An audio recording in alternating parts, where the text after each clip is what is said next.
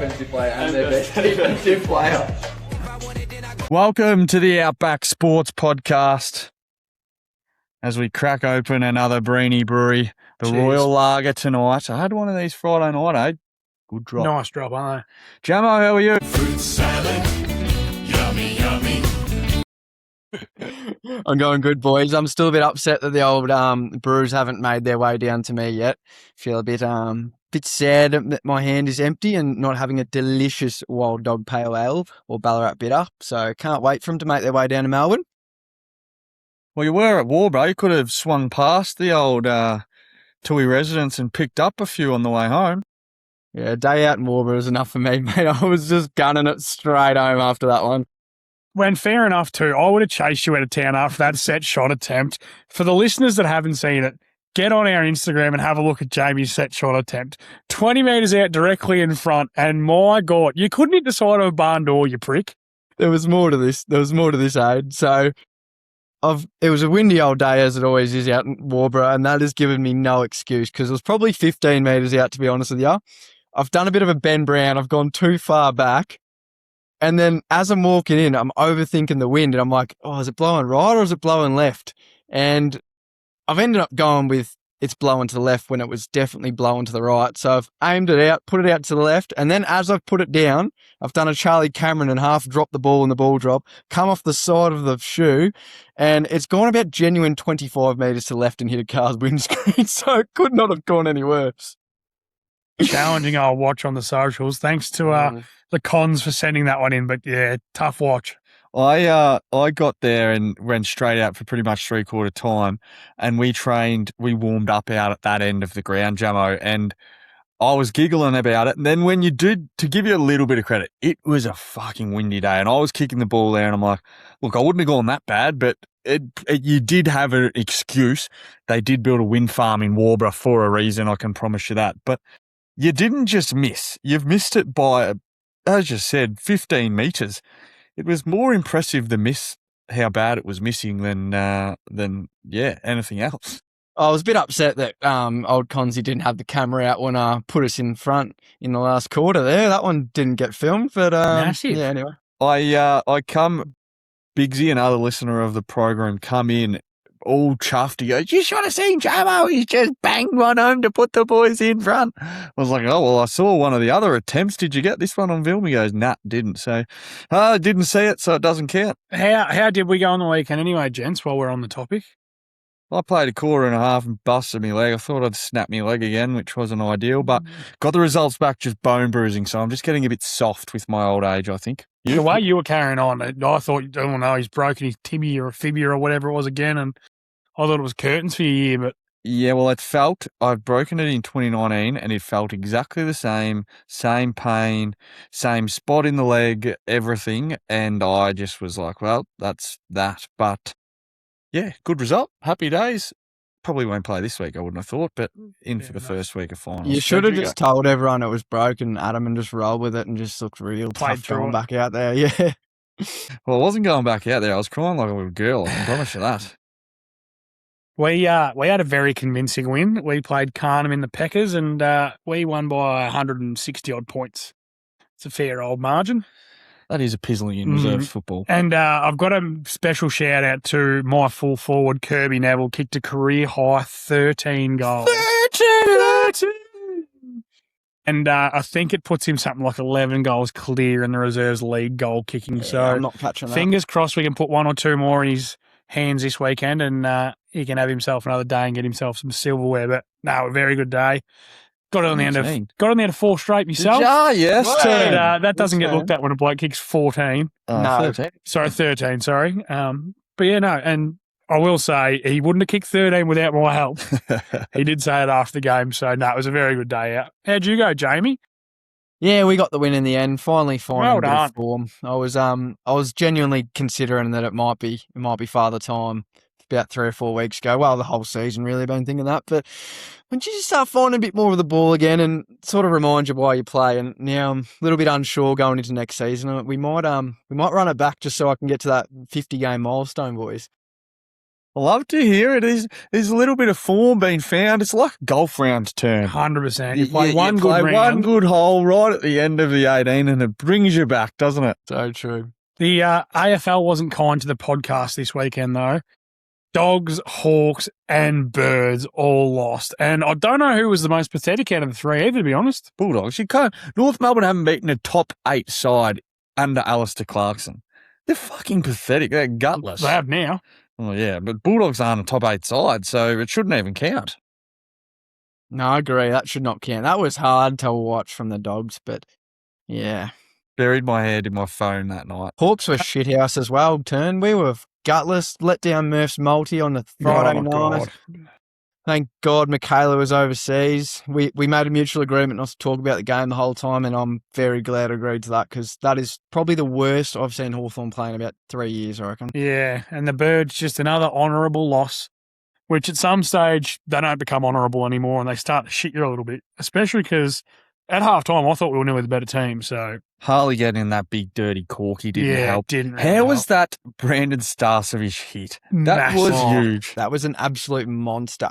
That was a good little clip you put out there, Adam, comparing that to the NFL, and got me really excited for those big hits to come back. And then final bit of footy news before we get into our 4 downs.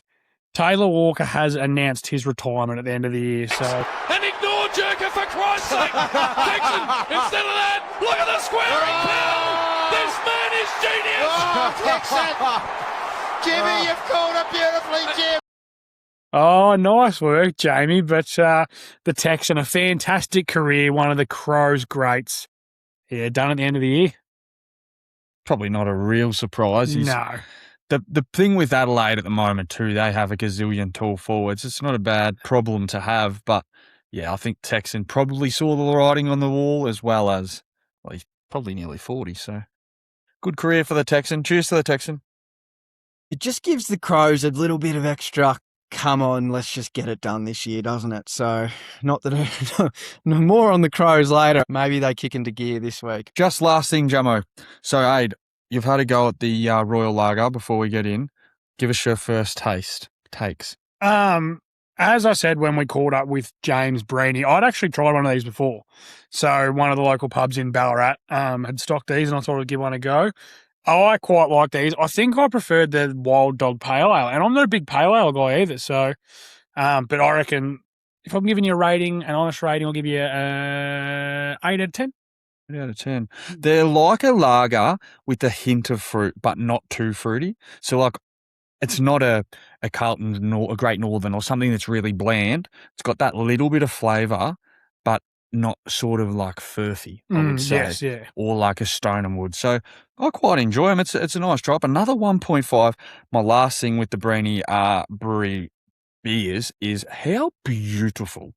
Let's just have a look at how beautiful the cans are. It is the one thing for me Cool that decals. is, yeah, it is a good. We've got the cans. We're going to actually make something. I'm going to stack them up and we will be using them as a bit of a backdrop too. But that was an unplanned advertisement, but I just wanted to get your takes on it. The other one that we did try when we caught up with James, well, you didn't, but I had one of the stouts.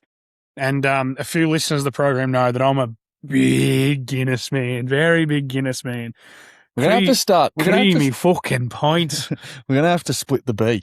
Yeah, I was thinking that. I need to come up with something, but Split the B. the Breheny Brothers Stout, highly recommend. Highly recommend. Beautiful, boys. Let's get to 4 downs. Unbelievable. Oh, wow. Incredible. First down. We finally got some football, and Carson Beck, probably the only name in the whole game that was playing and that anyone knew, absolutely lit it up. 15 and 19, a tutty, and 188 yards.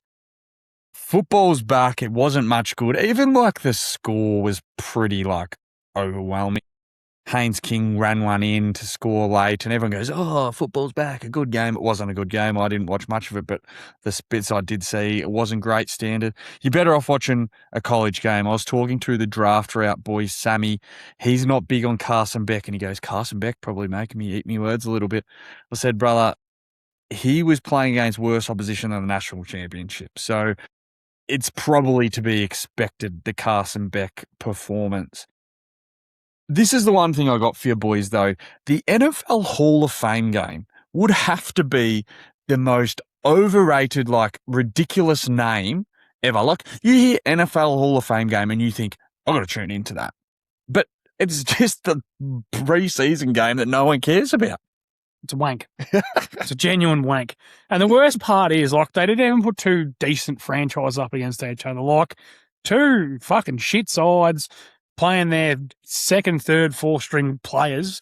I didn't watch it for a reason. Yeah. I know there was a lot of hype in a lot of sort of social settings that we're in with other content creators. And there was like, football's back, how good's this? And I'm like, yeah, it's great. But it's not really football. It's not football. No, shit, no. The reason they do play them is because Larry Fitz and Luke Kuechly were first ballot Hall of Famers. So they try and, that is the one cool thing about it. They try and, I guess, reward the, say, 2 first ballot Hall of Famers and let their teams play. But yeah, I didn't watch too much of it, Jamo.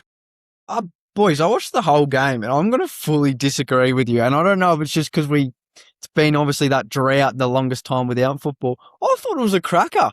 Carson Beck was slinging. He looked unbelievable. And yet I know playing against third, fourth, seventh stringers, but I tell you what, he definitely showed something there. If I was a Cards fan, I'd be getting excited. I thought the game was actually quite good and I enjoyed it. It's probably the best Hall of Fame game I've ever watched, that's for sure. So, yeah, I wouldn't shit on it too hard. Like, it's never means anything at the end of the day. But, yeah, I quite enjoyed it. Well, split, that's good. That's what good podcast is all about, isn't it? Speaking of the Hall of Fame inductees, what the fuck was the go with Drew Brees' bust? Oh, it happens every year, doesn't it? Fucking Once hell. a year, Poor there's Drewy. just one absolute howler. Because the other three were like decent. Yeah. And old Drewy, that wasn't him on that bust. It's like the Dwayne Wade one. Have you seen the Dwayne? The Cristiano Ronaldo one. That is all time. All time. There is no better than the Cristiano Ronaldo one. Looks like a melted candle. We'll get to that later in the program. Well, it was a bit of a sad winner for the week, but we'll go on to second down after that. And what in the world? Second down. Second down, loser of the week. Boys, we're going to the Washington football team / Commanders. One of the listeners of the program, good mate of mine, he's a big Commanders fan, and he is absolutely spewing. Laremy Tunsil has gone down with a tricep injury. Done for the year, sounds like it, fellas. Done for the year. So basically, he's going to miss potentially all of the season. Starter down that they've signed to a $60 million 2-year contract on Jaden Daniels' blindside to protect him. And this just throws you badly. So the Commanders have a lot to worry about, especially when they've tied up so much money into one player. They've got Brandon Coleman, who's expected to slide across to the left tackle now.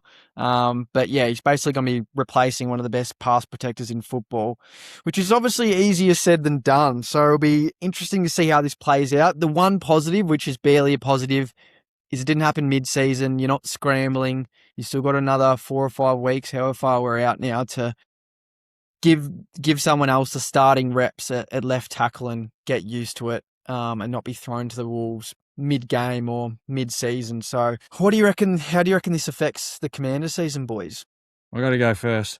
So you're saying it's a negative, it's a positive that they didn't get any football out of him. I think I'd rather get sort of 6 games or something out of him. Because then at least you've got an entire off-season to get him healthy, so he's right for round 1. You're paying a truckload to a bloke who's not going to be available. Is Laremy a bigger loser this time or draft night, Jamo? No one will ever beat the draft night. Oh, that is one of my all-time for favourite people who clips. don't know, Laremy Tunsil was caught with a gas mask hours before the NFL draft started, and he was projected to go as early as pick 2, and the trade happens. The LA Rams trade for the pick number 1. The Eagles trade for pick 2. So he wasn't going to go 1 or 2, but he was expected to go 3. Slid all the way to 12, I think, to Miami because this gas marks video of him smoking a honger come out, and the NFL world was like, what the hell has happened? And fun fact, it was our first ever banger on Instagram. I remember we were sitting at work and it just got to over 1 million views, and we had 200 followers, and they're all friends. And yeah, it was insane. So there's a Laremy Tunsil story for you. The one thing that shit me, not shit me is probably the wrong word, but that I just couldn't get over, it wasn't in full scrimmage. It was fucking 1v1 stuff. It wasn't even genuine Stiff, eh? Stiff. Oh, yeah. Poor bastard. Do you know what? I am doubling down and saying it's a good thing that it happened now, because I get it. If you get 6 games, you get 6 games with Laremy Tunsil, but you still don't have him for playoffs. Whereas in this situation that now, you literally throwing someone to the Wolves never works. Especially with linemen, if you're bringing in a second or a third stringer to replace you at left tackle mid-season, you never know what you're getting, especially on that left side. You don't want to be getting blown up. But at least now, they could properly learn the playbook and get some good reps in before the season starts. So I'm doubling down on that one, but agree to disagree. So they get thrown to the Wolves for 18 games, 17 games. Well, and then they start a guy that hasn't played a snap in fucking 40 weeks. Go third down. Pressure and taken down. Third down. Under pressure this week, gents, is the Adelaide Crom. The Texans told him that he's parting ways at the end of the year, and it's looking quite ugly for the Crom, I think, Adam. They've finished on top last year, were the best team in football, went out in straight sets. This year they've been up and down like a yo-yo. They barely beat the Tigs on the weekend. They're sitting 5th on the ladder at the moment with the Dockers to play this weekend and then finish the year off with GWS. So they essentially need to win both of them to finish in that top 6 area. Otherwise, they're looking at finishing 8, 9, around that, near that wild card end. So it's a massive... Sure they're not going to finish 6, 7? Good on you, mate. But it's a massive couple of weeks for the Crows, and yeah, there's a lot of pressure on them, especially heading into finals. A lot of preseason talk about them, and they're fighting hard for their season. Richmond last week obviously beat your Eagles turn, and Which then was fucking our own fault. And then putting it up to Adelaide, if you're a Tigers fan, that is all you can ask for. They have been so gallant the last 2 weeks with all their injuries. The Crom, about a month ago, looked like they were going to just hit their straps, finish top 2, get home finals. And something has happened there. They have just hit a wall, hit a cliff. And yeah, I haven't never been a massive Adelaide believer. Beautiful city, beautiful place. Beautiful city. We'll be there in December. If you're an Adelaide fan, get in touch because you'll see me and Turn in some form. We'll be inaudible. We'll be banned off the O2E socials that weekend. But yeah, I'll be blocking you off. Getting back to football, is the Dockers game in Adelaide or in Fremantle? Freo, I'm pretty sure. They lose that. GWS sucks, so they win that. Probably, is that enough to get top 6? I didn't look that hard into it, but we'll say yes. It should, I would have thought. Jamo? Yeah, they'll sneak in there. Thanks for that, Jamie. That was beautiful. I didn't actually listen to the question. What was the question? I hope you know that you can't clip that out of the podcast. We might as well move on to 4th down on that, mate. Bangs him out of bounds. 4th down. Rightio, boys. I've got 4th down, the highlight play of the week, and we almost need a new stinger for this one. List your credentials. Langford got the ride. As Joey Montagna said there, Harvey Langford got the ride and took a cracking mark. For me, boys, book this in, mark of the year right there. Absolute cracker. Got the little double ride there, the little double bump, came down, landed on his ass. Great hang by young Harvey. Nothing we love to see more than a big pack mark too. It wasn't just one-on-one. It was a nice 4 or 5 blokes. Oh, was it over Gorney, I think, too? Like, it was over some big... Yeah. Petty, I think it was. Yeah. Big timber. Good on him. Good grab. Jumping legs that I don't have in my time. Never probably had either due turn, I don't think. Your brother has got a lot to answer for because the only hanger I would have taken in my life, he pushed me. No, he pushed me out from underneath it. I was on someone's shoulder, ball was in the hands, and he went bang and pushed me off it. Okay, so you're telling me you were on a person. Stewie Miller. It was Mickey Nolan. It was Stewie Miller. Aiden, you took a fucking cracking hanger over in the United States, mate. Let's not forget about that one. Yeah. Million views, yeah. Sure. Warwick Kappa still can't get over it. It wasn't the most impressive thing that happened this game, though, boys. I told you on Wednesday podcast that Melbourne were going to win. So did I. I had it in my multi. So we've called it. That was, I guess, controversial. No, easy. I said Brisbane into Melbourne. There you go. Happy days. Thanks for coming. Next. Good on you. Do you know what was not good about that? Jake Bowie finishing on 24 out of 25 Did see that disposals. for you. Yeah. Oh, That's why I don't gamble at all. Yep. Fuck, I'm shit at tips. But I'm being good last week. Tipped against the Dogs too. So did I. Jeez, I know my team.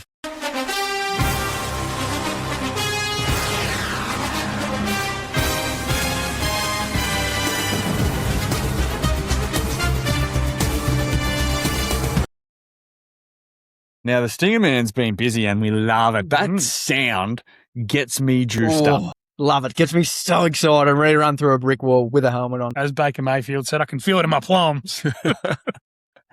Jammo, you kick us off. JT, your boy, 2-year, $44 million extension, 39 of it guaranteed, which is a good chunk of it. What are your thoughts?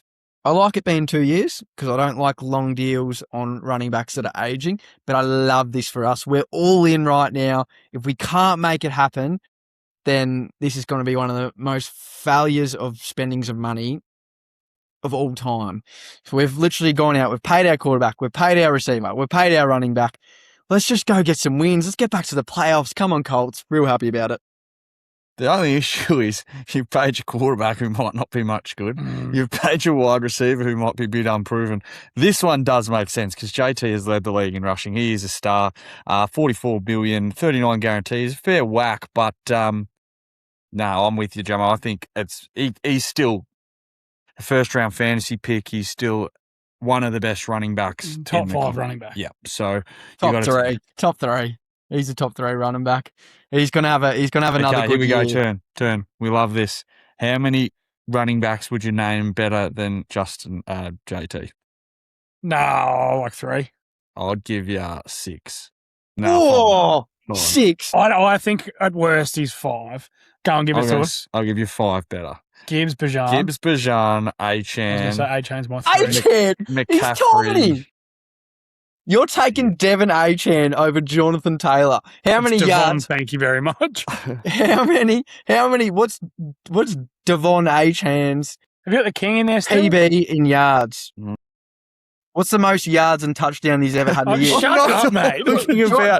I'm talking about right now. If I have We're to not talking pick a about running career, back, you moron. I need to pick a running back for What one about game. last year? How many touchdowns did De'Von I'm talking about last year. I'm talking James right Cook. now.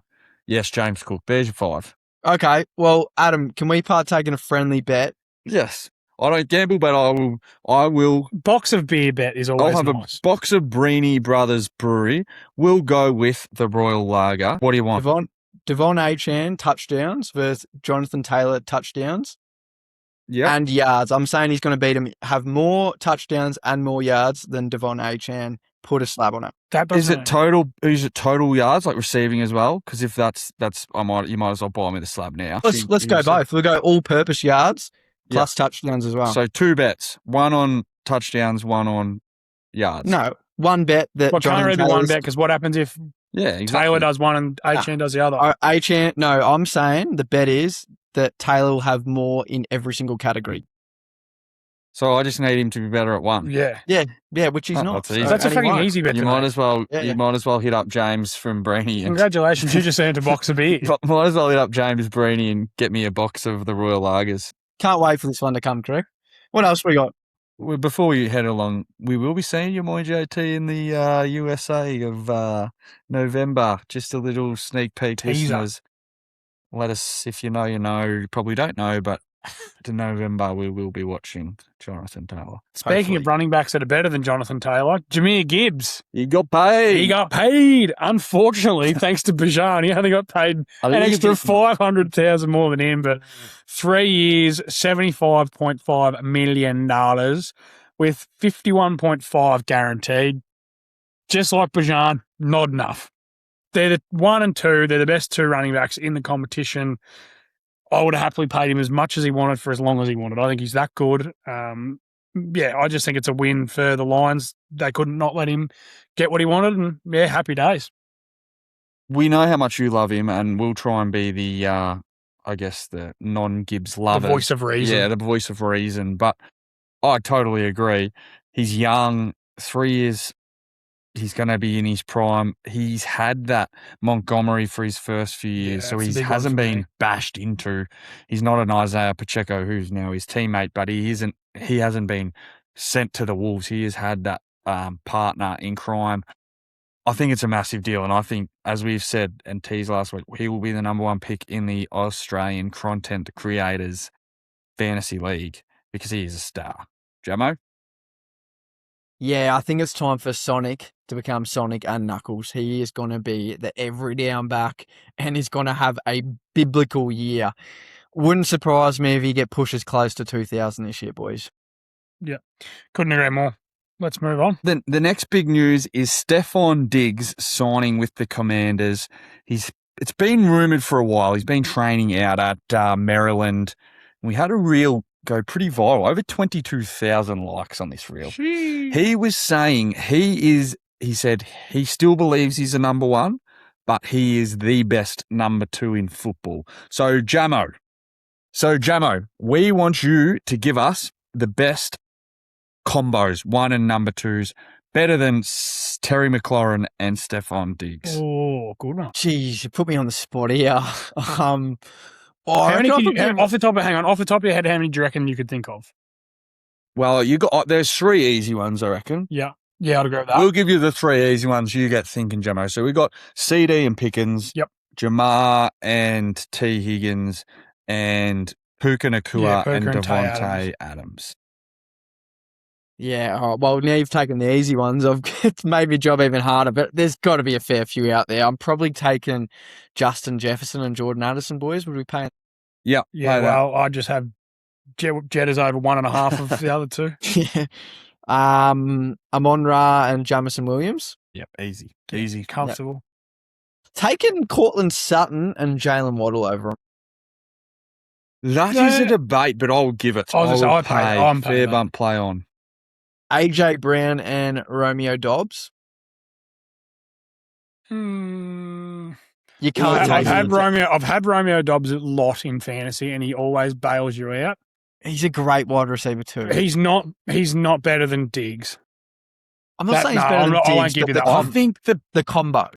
I think the Patriots think that's a better combo, and with Drake May and the age of Stephon Diggs, I'm going to pay it. I'll take it. I don't think I will this season. Oh, Diggs is another year older, and so is Terry, to be honest with you. I think AJ is going to be massive, and he would almost cover that combo right there. I'm getting a bit thin in the tooth now. I'm DK Metcalf and Michael Pittman. Nah, not paying that one. Couple big boys. I'll probably. Who's the one there? Yeah, they're probably nah. Coming from a person that watched every Colts game last year, Michael Pittman's cooked. He's done.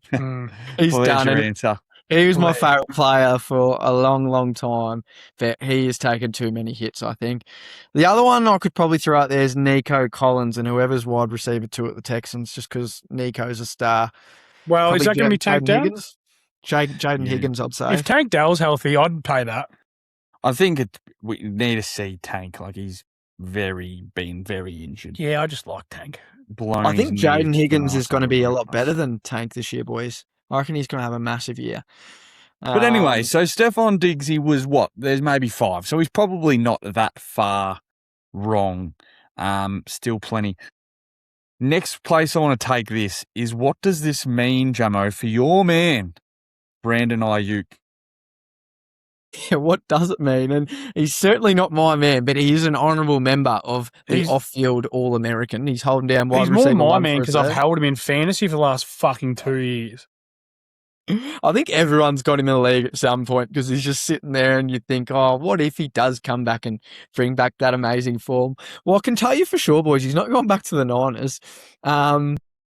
He will probably end up somewhere where they're extremely desperate for a wide receiver. Probably Miami Dolphins come to mind.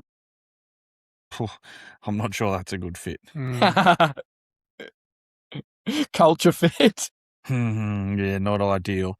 When you're trying to build a new team, I'm not sure going to a place like Miami is it. I've got the next one here, lads, and a listener of the program has actually gone into bat for me. So we got a message through the socials. My take last week about Zay Flowers being underrated. Yes, he'd copped the big deal and all that. We can't be underrated because he's the second or third highest paid receiver in football. I did make the point about this big contract, but a listener has texted in, Jack Powell, shout out to you, Jack. I'm just going to block him now. He has come back with wide receiver 13 at worst. Which I chatted, I had a little bit of a discussion. 13 is probably fair. That's But he's getting paid as a third. Yeah, yes. And I know it's time and it just is timing thing, but Zay Flowers is, we sort of said, a 1B, a sort of 15 to 32. I probably would say he's bottom half number one. Pre the contract, I was calling him underrated. He's definitely not. What did you say, Jamie? 32. Yeah, He's Jamie definitely said not he could name 32. 30 fucking receivers better than him. And I still can. But he's come in with a few stats to back it up too. So he was the sixth most yards for receivers last year. It's a lot of guaranteed money, but the fifth highest annual average salary for wide receivers, so it's not that far off the mark, really, from what his production was last year. Also pulled in 37% of his team's total receiving yards last year. So he's doing a lot on his own. But that's my thing. Because he is their only receiver, and that's been the Ravens' issue, he is getting too many targets. That's why he is the sixth most receiving yards or whatever. He is a nice receiver. He is a good receiver. He's above average receiver, but he is not a top 10 receiver. I think we just found the team for Brandon Aiyuk. Yeah. That actually isn't a terrible take, Jamie. Jack then also did preface by saying, not saying that it's too much money, because it is, but disagree with a lot of the receivers that were put ahead of him in Jamie's ranking. He also said he's a bandwagon Patriots fan, so his input to American football is what was his exact word? He said my input is like null and void because he's a bandwagon's Patriot fan. But appreciate the feedback, and if you are on the pod, make sure you do communicate because we will always give shout outs to that. But yeah, Zay Flowers is a good receiver. I think you actually have come up with a really good Brandon Aiyuk situation, Jamo, because they need to win now. They have the quarterback. If they can, I don't think Brandon Aiyuk's got anything left, unfortunately. But if he does, that's the spot. If I see Brandon Aiyuk is signed to the Ravens, I'll start the fucker week one. Granted, he's getting a game week one. I'll start him. I'd actually agree with you because he's a perfect combo for Zay Flower. He's a bit bigger. I could see that being a nice pair. More of a deep ball guy too. Yeah, like Zay coming underneath, Aiyuk deep. All of a sudden, Lamar's got some options. Poor bugger. But no, that's an NFL wrap. Hopefully, with the season nearing, only 5 Sundays till we're back into it. We get a few more updates, signings, extensions and whatnot, but it's getting exciting. Not any more injuries. That's been no. Bad bit of pre-season. Outback to Arsehole.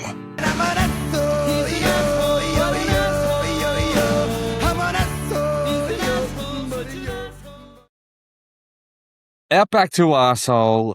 This week's hot topic in the AFL world is Jake Kolodjashnij being outed as the first AFL player to sign a concussion waiver. Now, gentlemen, I could take this a few ways. Why are Geelong and Jake signing waivers for concussion? We know, especially in the NFL, how massive the suing and millions of dollars was spent in concussion in sports. Jake's pretty much come out and said, I accept that I play a high-risk sport, so I will not sue Geelong. Should Geelong have done it? Should whatever, I'm not getting into that.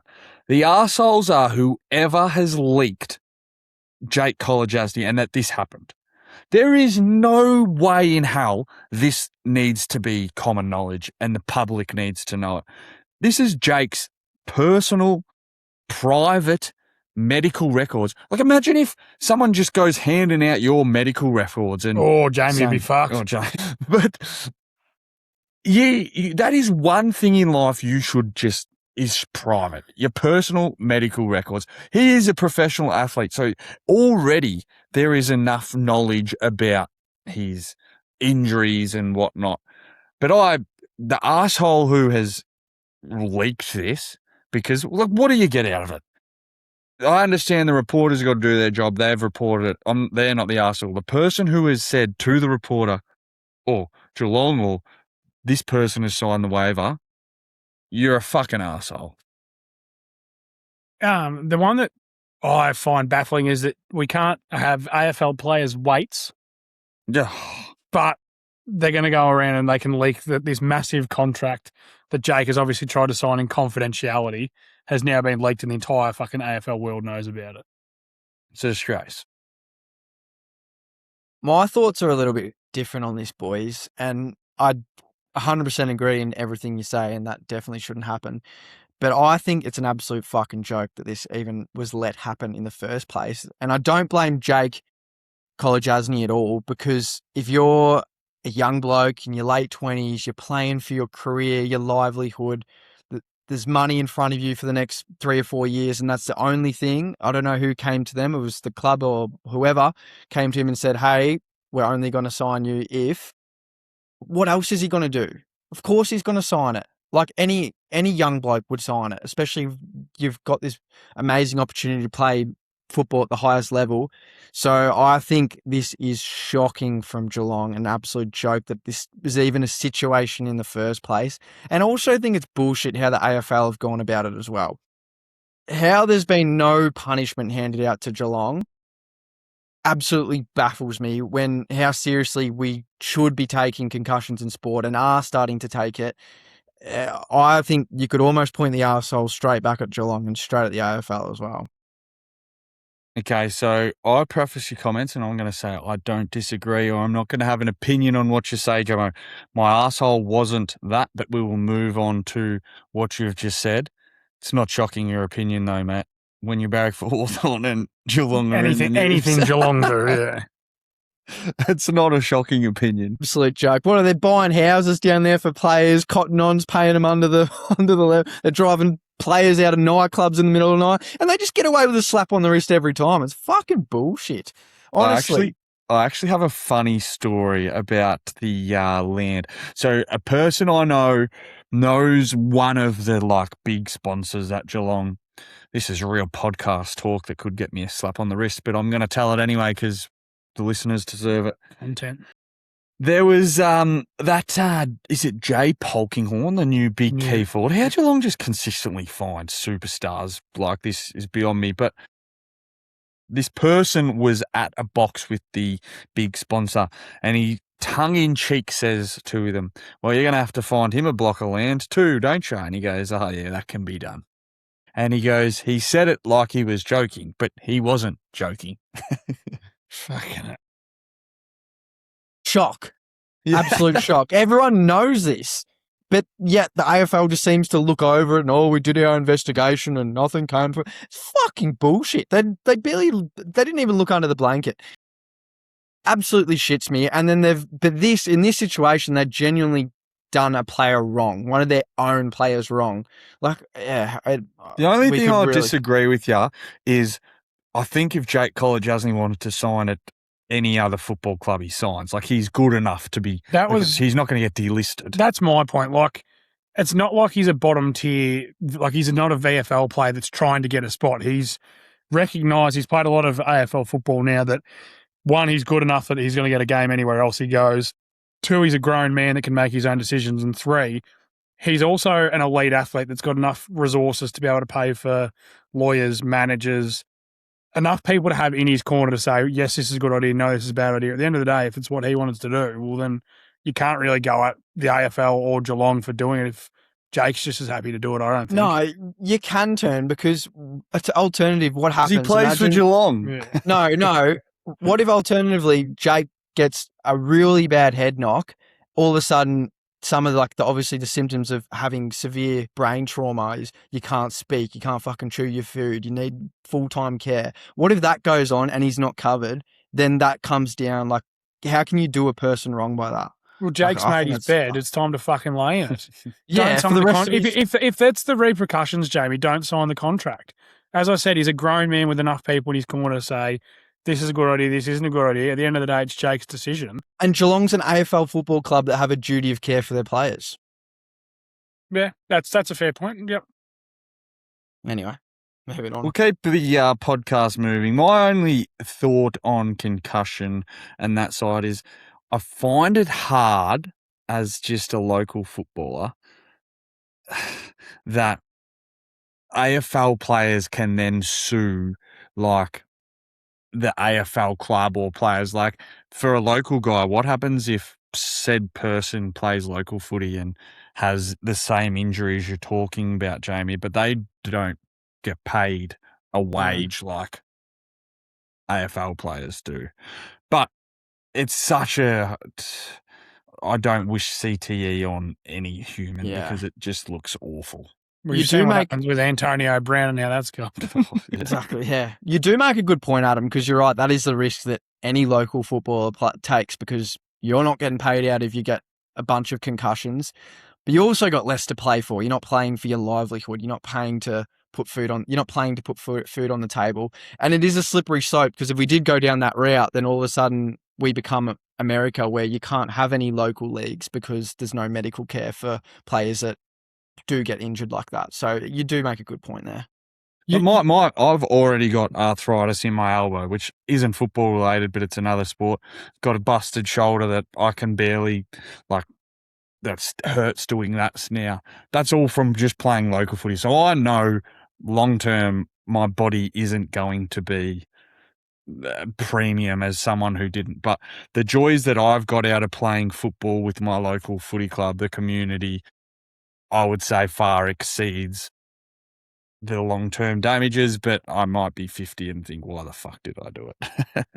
The one thing that I'll say is Jake's less chance to get some dirty fucking elbow in the back of the head or tunneled and playing AFL than anything he's going to cop playing twos for Dunstone. I'll give you how I hurt my leg on the weekend. We're going to move on for this, but how I hurt my leg on the weekend, I got the ball kicked to me and it goes 20 metres minimum, maybe 25, and I dive onto the ground to mark it.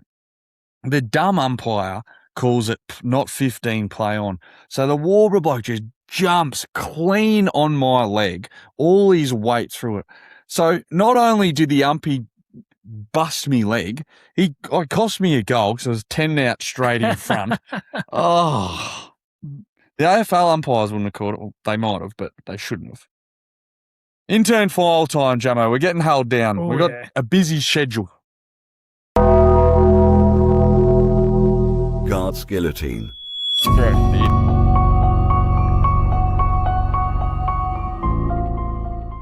I don't like how eerie it is. It scares me. It scares me. I'm going to have nightmares.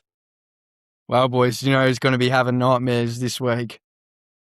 Luke Beveridge will finish up at the end of next season. I'm calling it. This one's a little bit in advance, but there is no way he's coaching the Western Bulldogs beyond the end of next season. He's probably going to part ways and do the Bevo and say, hey, it's been real, it's been good, hasn't been real good except for 2016. I'm off into the sunset. And fair play. He did get him that premiership in 2016. But what's happening at the Western Bulldogs this moment is a fucking joke. Tom Liberatore, one of the best inside midfielders from the last 20 years, was playing on a wing. A wing. That's worse than putting me in the ruck. That is just beyond a joke. He swings the maggots around for fun. Like some of the positional changes, Tim English at fullback. I know there's reasons, but there can't possibly. This has to come down to coaching. And for me, it's always excuses. It's always, we're honestly, the Bulldogs, it's time to move on from Luke Beveridge. It should have happened at the end of this season, but it's not going to happen until the end of the next season when his contract runs out. There's no way they renew him. They've wasted the whole back end of Marcus Bontempelli's career. You put me in an awful position that I didn't want to address on a podcast with no knowing that this was going to happen. Luke Beveridge is the best coach the Western Bulldogs have ever had. He has a premiership. He has taken us to the grand final. Is that me backing him? Not necessarily. I do think next year it might be time for change. What's happening this year? I just don't think we have the troops. Sam Darcy is, in my opinion, top 2, 3, 4 player in the competition, not just because of him. What he does for the Western Bulldogs is invaluable. If you watch us kicking inside 50, we just bomb the thing in the air and say, someone catch it. Poor old Aaron Norton now has got 8 blokes trying to stop him. But Sam Darcy's that big and tall and strong and good. He catches the fucking thing. You don't have him. We haven't had a key defender. We used to not have key forwards. Now we just don't have a key defender. So that's not Bevo's fault. It's a list management fault, but it's whoever's. It's a bit of both. Jed Bustlinger, they drafted in the first round a few years ago. He ain't it. They've tried with Keith. They've tried with Liam Jones. It's such a hard one because I'm like 50-50. If Bevo walked away, I would be like, okay. If Bulldogs sacked Bevo, I would be like, not sure I agree. Because at the end of the day, he's the best coach the club's ever had. And then what? Okay, so you sack him. So then you go to, what if you get stuck with like a fucking Brendan Bolton or someone? Then you go. What if you get a Sam Mitchell? Yeah. That's the roulette of coaching, isn't it? I think the thing is that there's a lot of good coaches that aren't coaching at the moment that It's the time to do it, would isn't be it? fine at the Dogs. Well, if you're saying that, Jamo, it's like it's got to happen this year. I think it should happen this year, and I think it's a chance to happen this year. I'm saying it's definitely going to be happening by the end of next year because at some point, Bevo being Bevo stops being quirky and just becomes stupid and a problem. Like some of the coaching decisions, and you are right, his list management, honestly, the guillotine can come out tonight and they can go with him at the end of next year because your list management's been fucking piss poor. But yeah, it's time for change for the Bulldogs. It's time to move on. Can you scram something together? Can you get a Longmire come in to coach and all of a sudden scrounge together the last few years of Libber and Bont and these guys are sort of aging and with the young Garts coming through? Liver's done at the end of this year. Treloar's done. That's the thing with the Bulldogs list at the moment. We have, I think Bonslack and Libber are the only 2 players from 2016. And then you've got Tim English, who was drafted that year. Then there's it's your Joel Frazier's. There's no middle. It's either really young and like potential or Bond. That middle is due to missed drafts and whatnot and Bailey Smith leaving for a bag of chips, Josh Dunkley leaving for a bag of chips. That's what has Tom Boyd not really panning out. That's what hurt Jake Stringer, like Luke Dalhouse. Like you're looking at guys who you should still be there with Bond. Joel Hamlin. He's still on the list. Yeah, battling away for He might win a premiership this year. He might win a premiership. But yeah, that's the thing. The Bulldogs, that was the issue. Lockie Hunter's another one. Like I know he's retired now, but Jack McRae, they just lack that. Caleb Daniel. Yep, but Caleb's probably washed. The thing is, the Dogs have got off blokes when they were probably done, like a few of those ladder names, but they don't have any of the couple years younger that are in the team. It's either, Joel Frazier's, Riley Sanders, Cooper Hines, like guys that are just so young and raw. Jordan Croft, like they could be good, but they're not ready to compete just yet. I look at the Dogs this year and I'm like, I have zero expectations. Next year, if a couple of these blokes that have got a lot of games into them can take that jump, who knows? I just think it's the list management thing, though. I'm going to argue a lot of that list management of players you've lost has come from playing players out of position as well. Like, you should have been doing everything to retain Bailey Smith. Like, everyone knew he was going to be a star. Like, what you're playing him on the outside, playing him on the wing.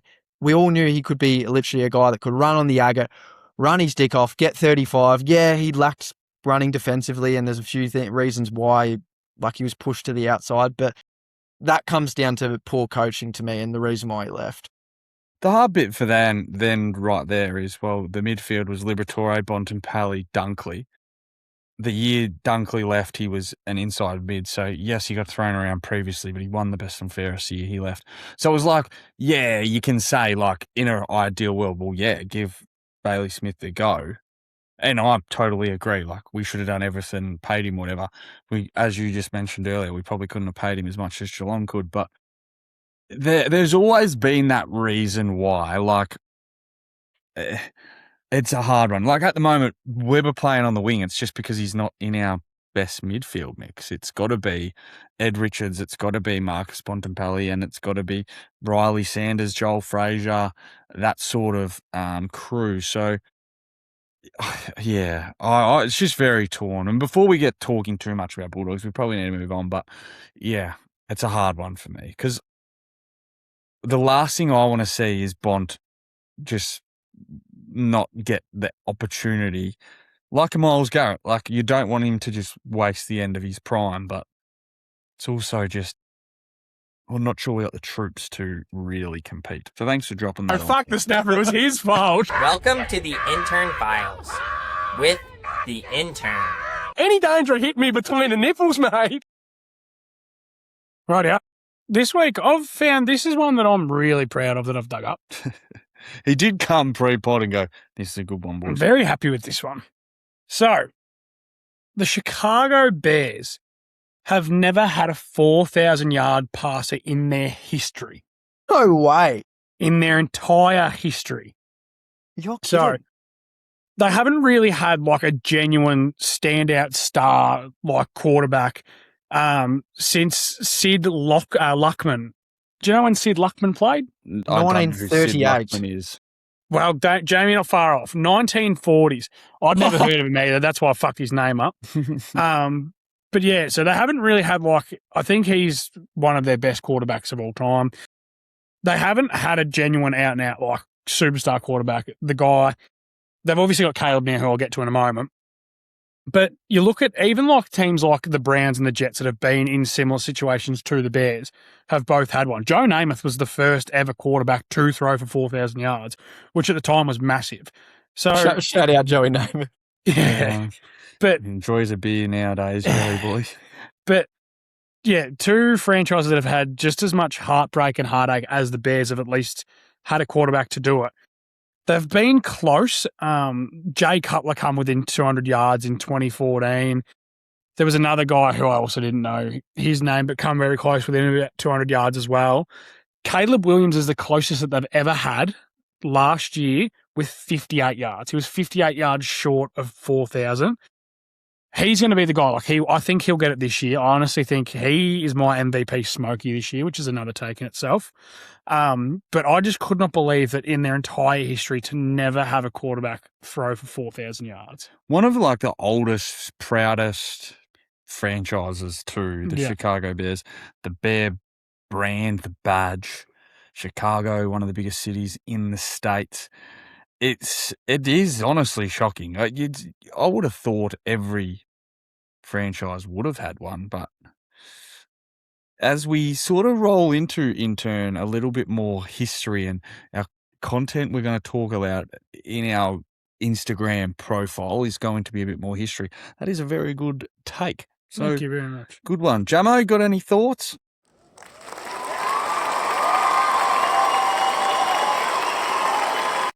Some of your best work there, Turn. He missed by 58 yards last year, Caleb Williams. So you'd think finally the drought is broken. So that absolutely shocked me. I actually thought he would have had 4,000 last year if you had asked me. So yeah, I really like your take though. Then this is the year for the Bears. They finally get one because God, that is a long wait. As I said, and it might be a sneak preview into Wednesday, but Caleb Williams MVP Smokey. Ooh, bit of an island, mate. Could be a top 5 quarterback. He's your captain, but you can't seriously like him to play. It works, huh? At least I'm consistent. So, Sunday Sledge, as I said, I only played a quarter and a half on the weekend. And the funny thing was, this weekend I genuinely had like a couple of blokes go, oh, Sledge, a couple of shit ones. As I said to you, Jamo, in the post of you missing the goal, I think we found the reason why you kicked it out on the full. It was because someone said, oh, you got a shit podcast. And it had to be, because that's the only thing that puts you off these days. But so we were playing Warborough, and like we're competing for top 4. Warborough won't make finals. We play a top 8 in the Central Highlands, so it should have been a comfortable win. In the end, we did win pretty comfy. We kicked with the Brees. Our captain hasn't won a toss all year. He finally did this weekend.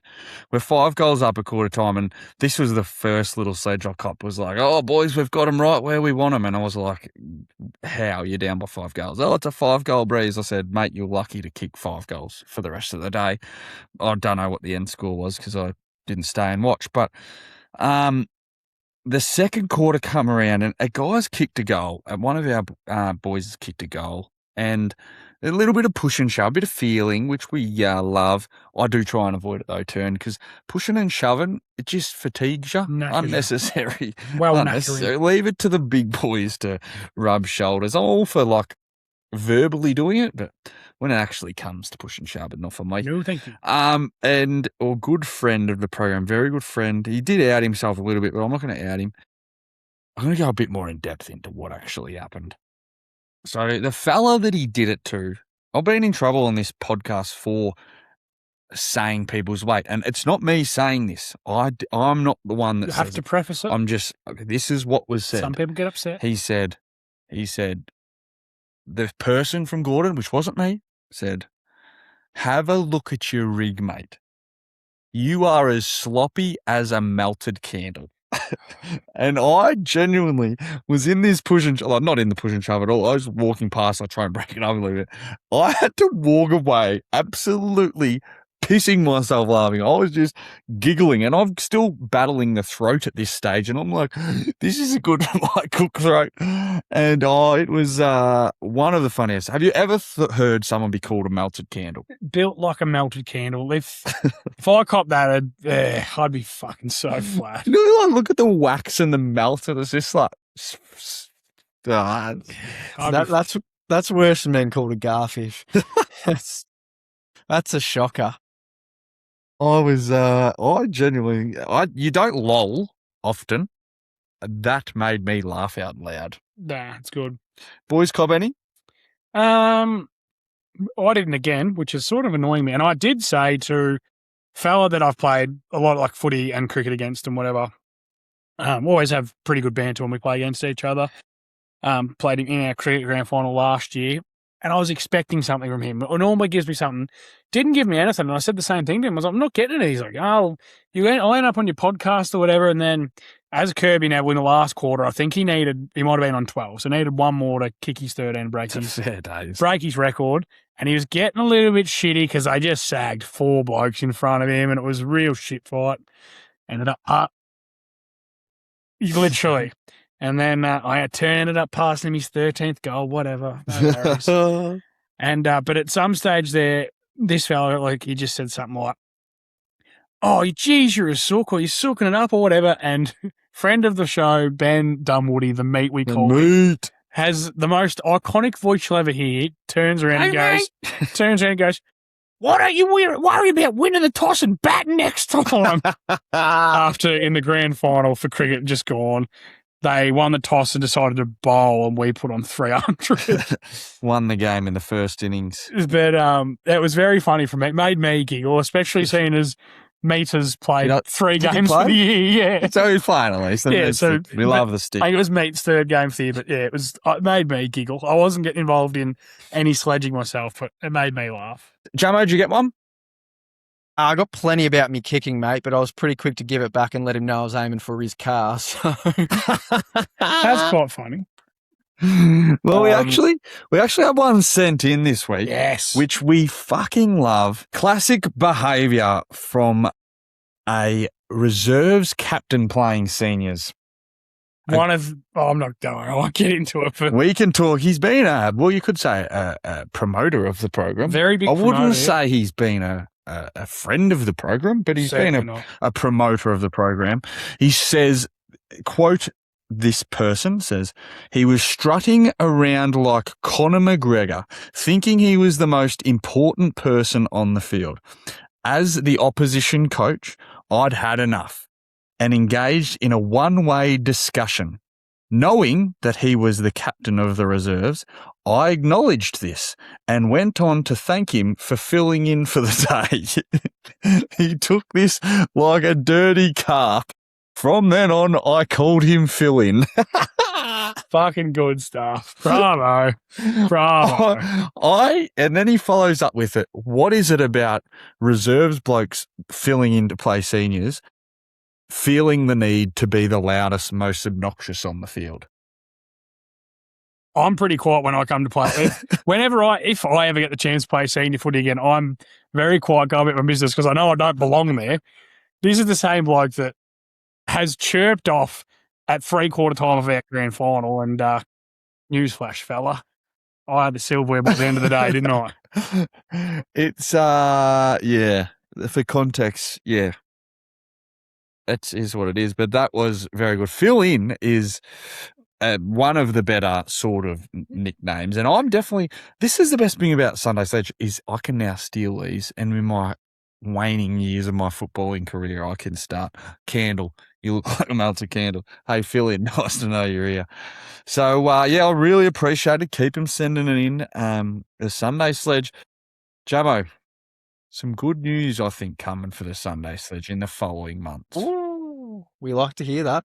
We very much like to hear that. Let's get guessing. Good on you, Phil. Fuck, I have no fucking idea. Garts' guesswork off to a flying start. You were going to get that.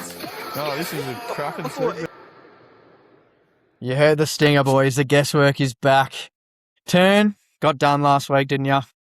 Dear me. It's 9-1, isn't it? Or 10-1. Have I got double figures yet?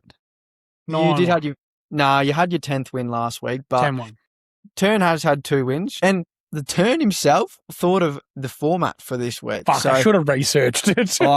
When he said it, I didn't actually pay any attention. So you're going to have to explain how it works. So how this week's going to work, I'm going to use Hawthorn Football Club as an example.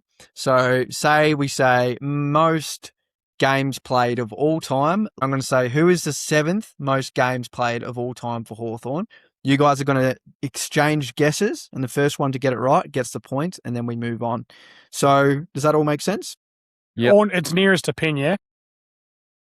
Well, no, because it's names turn, so we're not going to get near the pin. Just keep guessing. Okay. So we're going to start with the West Coast Eagles. Who is the 6th all-time for goals for the West Coast Eagles? He currently sitting on 323 goals. Does that Jake mean active? Waterman. No. Jamie Cripps. Correct. When you said currently, I thought there's the only person that could possibly be that's still Good get. That's a good get. We go any further in guesswork. How about last week when you posted the reel saying that Adrian Peterson was correct, yet in Garts' guesswork, you told me it was wrong. So I was hoping that one. I did fact check it afterwards. I was hoping that one went under the radar. If I had lost, there would have been tables flip. uproar. Yeah, we did have a recount, but the scores did not change, so I didn't think it was worth bringing up. All right. Question number 2. Who is the 7th all-time Brownlow votes leader for West Coast? Tui, Daniel Kerr, Incorrect. Andrew Embley. Matthew Prittis. Luke Shuey. Correct. 93 votes. Well done, Turn. He knows his wigs. Okay, next question.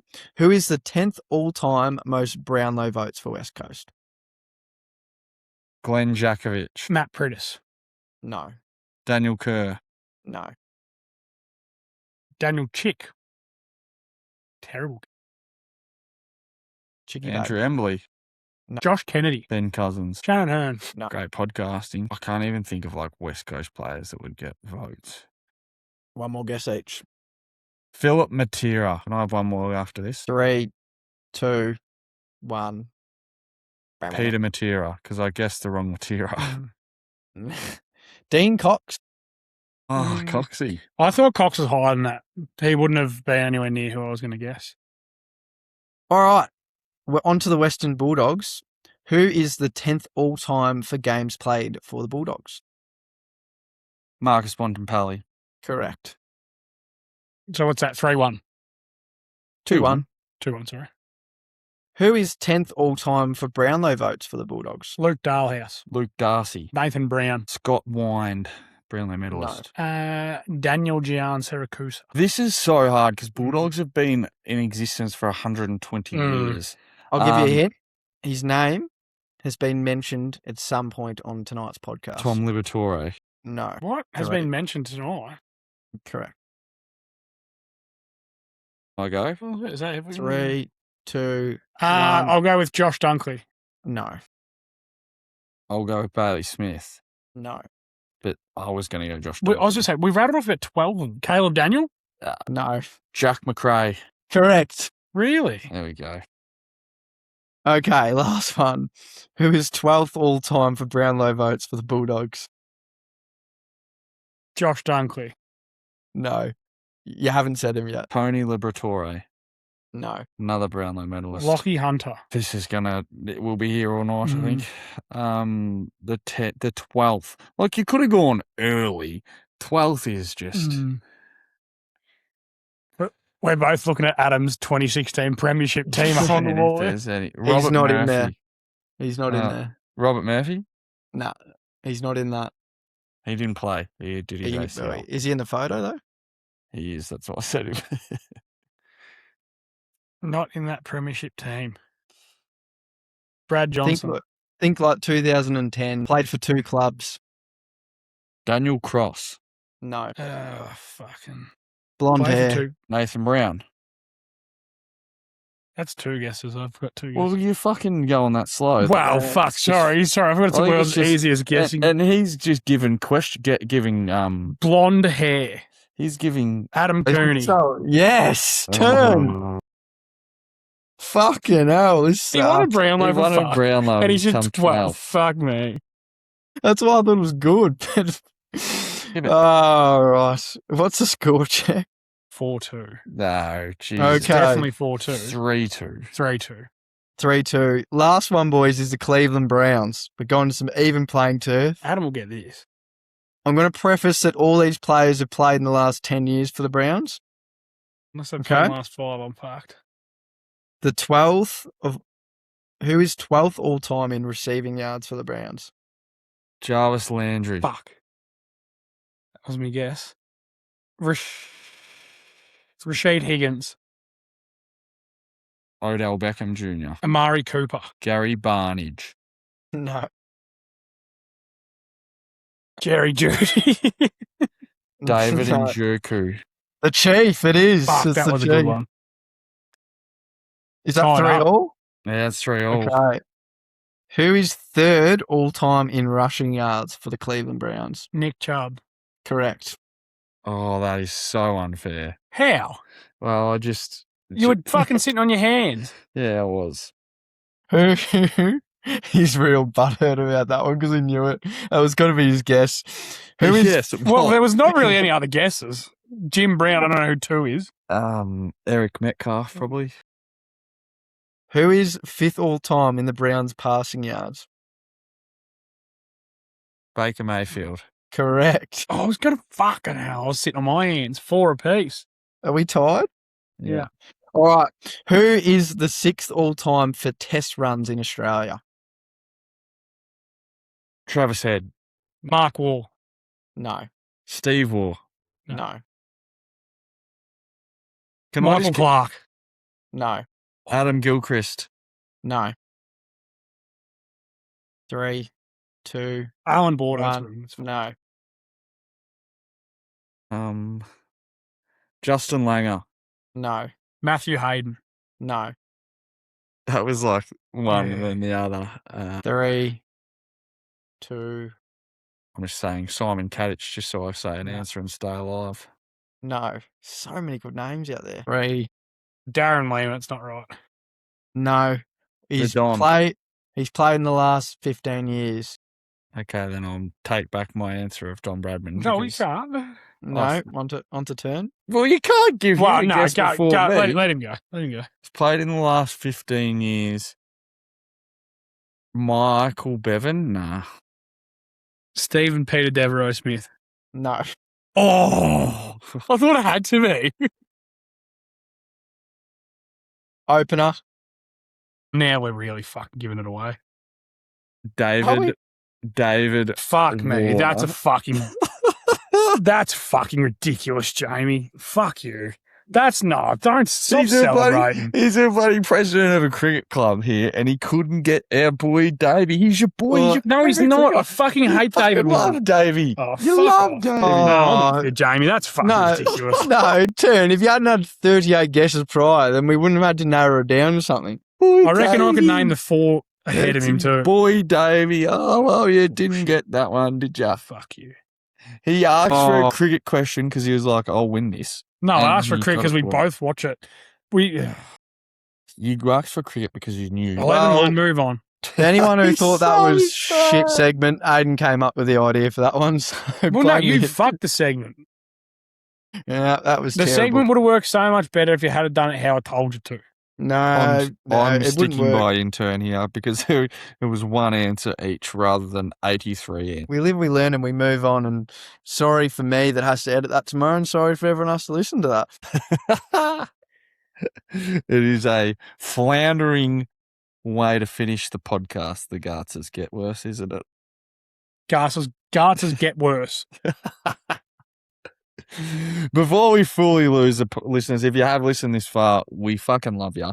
Exciting news coming up. As we said, we will be heading to the United States in November. 3 weeks, absolute banger of a trip. The details will come out this week. Me and Jamo put together the slate. We are going to open it up to very limited numbers, a handful to come with. Just because of the access stuff with colleges, with tickets, all of that stuff, we cannot allow too many people. So if you are a listener and you are interested, let us know because it will be an absolute trip of a lifetime. Yeah, the application process is all put in place now, mate. So you'll see that one out in the socials. So make sure you get on there, you fill out the form, send it off. Sooner you do it, the better. Sooner we can start locking away places because we've worked it all out, Adam. We know exactly where we're going. We know what games we're going. We've teed up the access for each of the places we're stopping. The last thing we need to do is just find people to come with us. Yeah, turn, anything? Yeah, make sure you apply because at this stage, I've applied, but I don't think they're going to let me go. So The turn will be there for anyone. You can decide if the turn comes or not. We'll leave that to We might bring old what's your mate that you met in San Francisco? Old Hongers. What's his name? Ray, Right. Yeah, we might bring Ray instead of intern. fucking oath, Ray's a good time. Well, to wrap it up, exciting news. We are going to be recording live from a pub probably early next week. I think next week's Monday pod will be At a on boozer. location at a boozer, Boozer. which is really exciting. Local pub, we will keep you posted with that. Free handles. Woo. Oh, yeah, we love that. We actually haven't put that in the contract. Maybe we need to just say, must be free piss. Yeah. And we know what type of piss, boys, because they brew it there. Hopefully they got the Royal, though. Hopefully they've got the Royal. But yeah, exciting stuff. The AFL ACA Creators Draft in Melbourne. A couple of Sundays coming. We're going to the hockey this Sunday, boys. Turn can't because he's got his cricket AGM. Me and Jamo going to the hockey. Unbelievable access and content Flat, will I'm be not coming going. from Flat, that. I'm not going. The news, the brand deals, the things like that. The brand deals too, like we say brand deals, but we're not really getting paid that much for it. It's more just a bit of pocket money. But all the stuff that we're getting is to produce better product for the people and bring the people along. Tickets potentially might be changing hands at some stage too. So busy lead up to the Melbourne game in September. Did you say tickets? Maybe, or ticket, or I don't know. Oh. I don't know. Melbourne game ticket. Maybe. Wow. I don't know. We're going to have to make a bit ticket. more pocket money. I don't know. American ticket. Oh, I don't know. Fuck up, you idiots. See you, Grandma Uncle Caruso. It's there for sure.